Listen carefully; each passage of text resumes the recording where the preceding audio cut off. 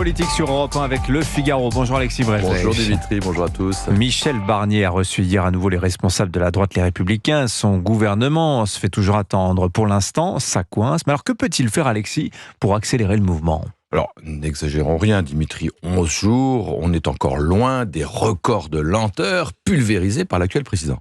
Néanmoins, vous avez raison, il ne faudrait pas que Michel Barnier donne le sentiment de se macroniser.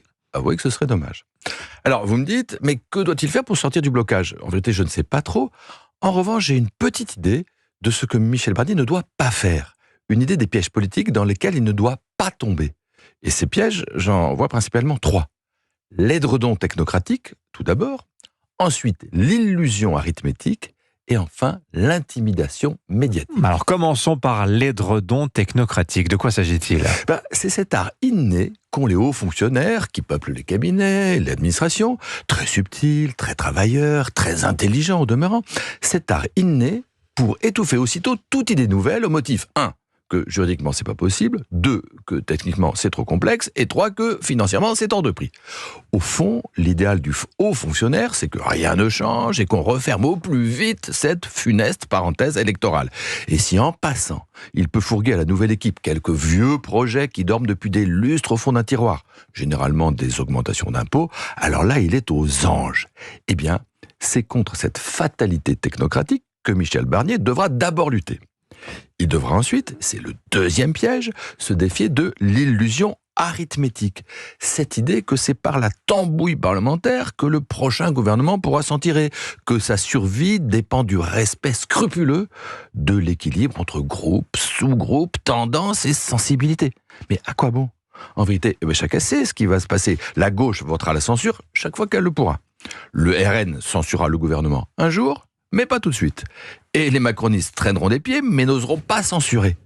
Dans ces conditions, mais inutile de peser interminablement des œufs de mouche dans des balances en toile d'araignée.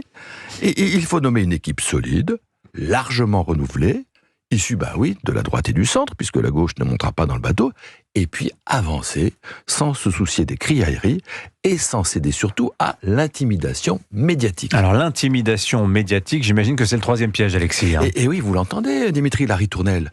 Michel Barnier ne doit pas faire appel à François-Xavier Bellamy parce qu'il est trop conservateur.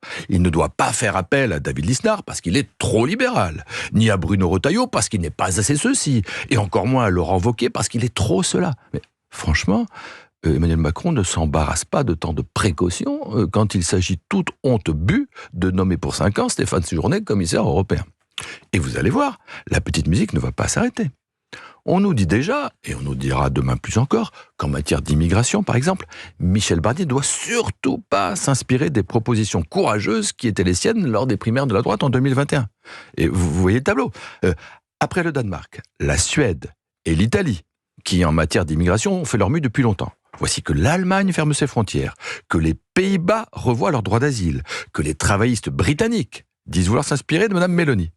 Et Michel Barnier, pour respecter le pacte implicite qui a présidé à sa nomination, ne devrait toucher à rien. Mais évidemment, c'est tout le contraire qu'il doit faire. Ce n'est pas parce qu'il y aura un ministre Horizon de plus ou un LR de moins dans son gouvernement que Michel Barnier passera l'hiver. C'est parce qu'il aura le courage, sur ce sujet-là et sur d'autres, de répondre vite et fort aux attentes des Français. L'édito politique sur Europe 1. Merci Alexis Brézé.